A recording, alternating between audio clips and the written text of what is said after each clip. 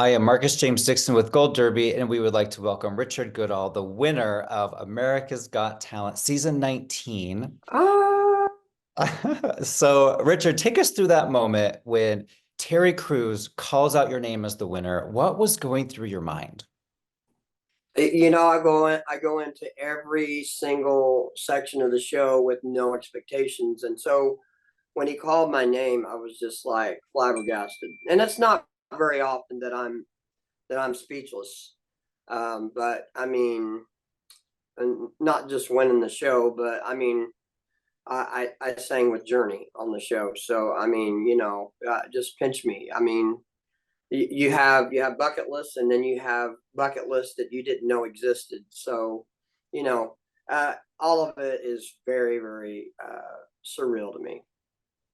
So, heading into finale night, did you have a feeling that you might win, or were you just trying not to think about that aspect of the show at all?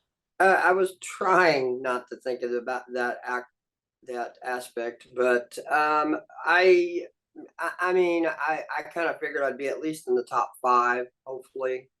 But I mean, like I said, I really don't have any expectations, and the result was actually quite amazing. Hmm. A lot of people out there, from the moment your golden buzzer went viral in episode one, a lot of people said that's going to be the winner. Yeah, And so I guess congrats to everyone who predicted you from the beginning. that was a question I was going to ask you. Did Gold Derby have a prediction? We did. We had you at number one, Uh-huh. and we had Solange, the quick change artist, at number two. Mm-hmm. But you know that top 10 is one of the strongest top 10 ever. So I wouldn't have been surprised if anyone pulled Yeah, yeah, I get that. Um, I think I had Solange in the top three it. Hmm. because I thought second place was exactly where it was at, which was Ronnie and Rhythm. Hmm. So and she's so nice. She's such a nice girl. But I've liked all the contestants. In the quarterfinal round, it just about ripped my heart out when the Los Osos kids got paired Hmm. up against me and they went out. So and because I work in a middle school as a Hmm. janitor, so it kind of hit home. And what do you think it was about your story that really connected you to America and into the whole world, really? Um, 23 years, a working class person, someone who is not professionally trained, who hasn't toured with this person or that person, somebody who has just been doing the regular job Monday through Friday. And I think I was just a working class guy, American. And, there's so much stuff going on in the world. I think people just needed somebody to root for, Hmm. somebody who was just a regular, normal person. And, I'm glad I could be that person. Um, I mean, probably one of your questions are going to be, am I going to quit the school? I'm going to be there for a little while and see what comes our way, Angie's and my way, Hmm. and see where life takes us. We definitely want a place, a home, and then we want to just kind of invest a little bit of the money smartly, and just kind of do whatever is called, to go to, and we might just get a rent or lease a nice RV and just kind of tour around different places. I love that. Just keeping the door open for whatever Oh, life brings your way. absolutely, yeah. I need to be smart. I mean, it, that's a lot of money, but yet that kind of money doesn't always go very far if you're just plain stupid. I mean, there's TV shows about lottery winners that win the lottery, and 2 years later they've got absolutely nothing. So we're going to be smart about it. I mentioned the golden buzzer earlier. I'm wearing gold in honor of your golden buzzer. Well, Uh, thank did you get to keep any of that confetti? Sometimes I see the contestants with the box. You have it still? Yeah, it's at home in Indiana. I'm still here in California, but it's on my shelf back at the house. Yes. What would you say is the biggest difference between Indiana and Hollywood? The weather is basically the same. The only difference between your guys' heat and our guys' heat is the humidity that we have. You guys have a dry heat here, where ours is more is yeah, it's sticky hot there. Mm, And yeah, we've had 100-degree days. So the weather and the atmosphere, you guys are so much busier.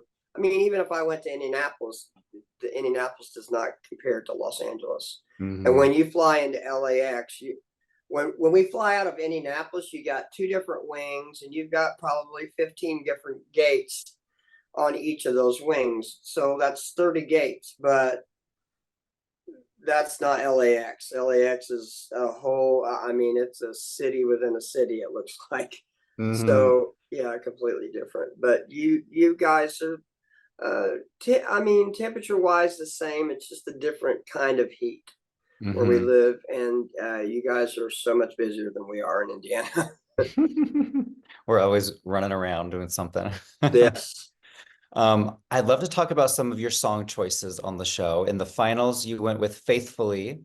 Mhm. And after that performance, that's where Howie Mandel actually made this bold prediction that you just sang yourself to $1 million.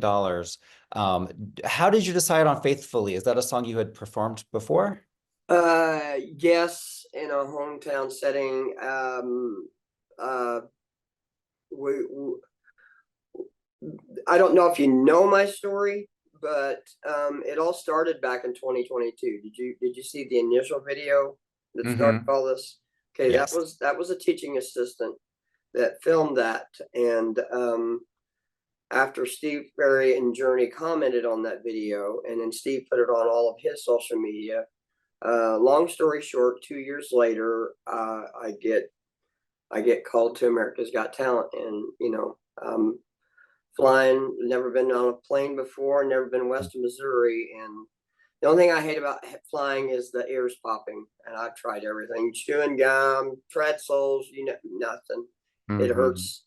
And when you go from Denver to LA, it's so high in Denver. I felt like my ears are going to bleed. So, yeah. And then you also sang Eye of the Tiger, How Am I Supposed to Live Without You? And of course, in the audition, Don't Stop Believin'. Which song did you feel like you just knocked it out of the park? Well, I would never say that I knocked anything out of the park. I'm kind of really hard on myself. If you go by YouTube reaction videos, they love Don't Stop Believing, but they really gravitated towards, Eye of the Tiger, Survivor. They Hmm. they thought that one was the best one out of all. They liked them all, but and the second one, I knew it was going to be a tough one, because I mean, how at the time that I sung it, it was like at 23 million views on YouTube, and I knew there was no way I could top. I mean, the week before I flew out, "Don't Stop Believing" was voted the biggest song ever, and so there's no pressure there. And Yeah. then you're trying to keep up with the amazing voice of Steve Perry. So I mean, yeah.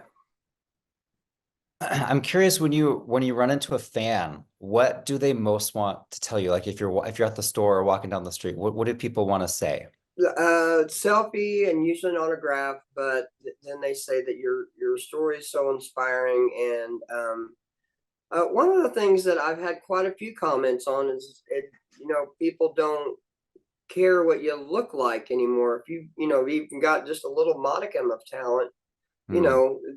know, they put their love and trust in you.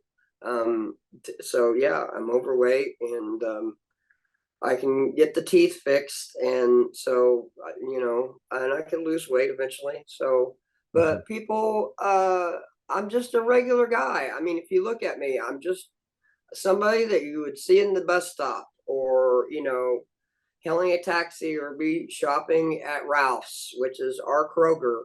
It's the exact same company. I used my Kroger card here at Ralph's, so Mhm. I went and got lunch meat and the cheese just like I did in the audition round. So yeah, yeah, I'm just a regular person. I think that's what people gravitated to most.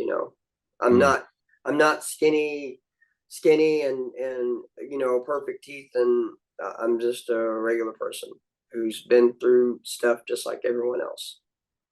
I have been a fan of Simon Cowell for decades, going back to American Idol. What was it like when you got to meet him? Is he mean and grumpy, backstage when the cameras aren't rolling, or do you see a different side of Simon?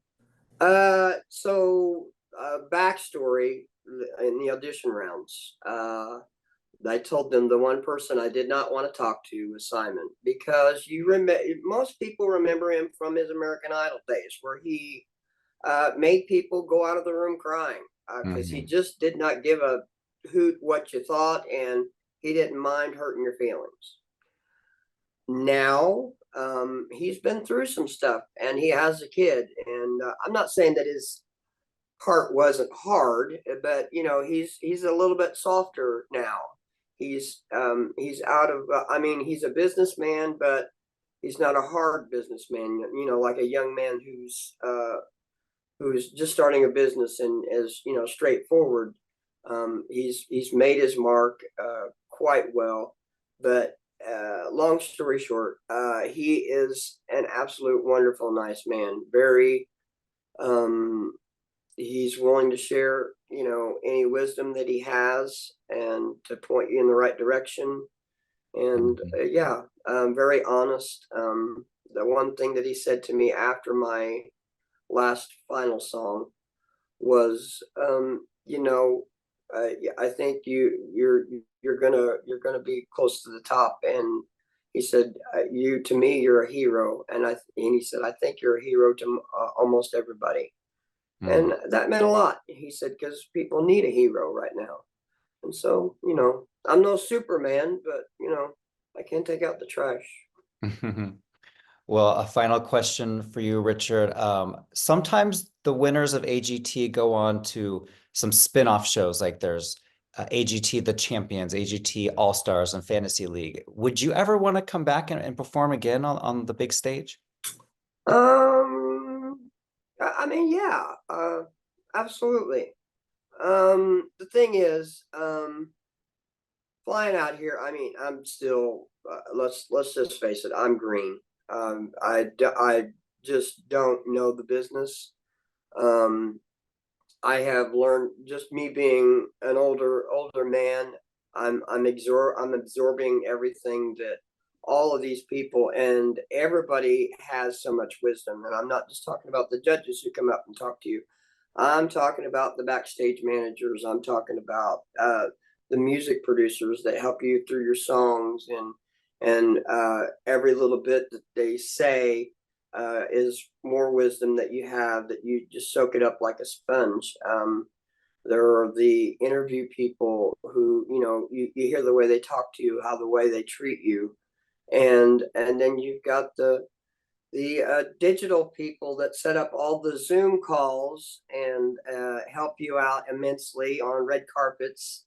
um, you have amazing people out here who have so much wisdom, just like Simon. And those people, just like me at the school, those people that are behind the scenes are equally as amazing as the person that you see front and center.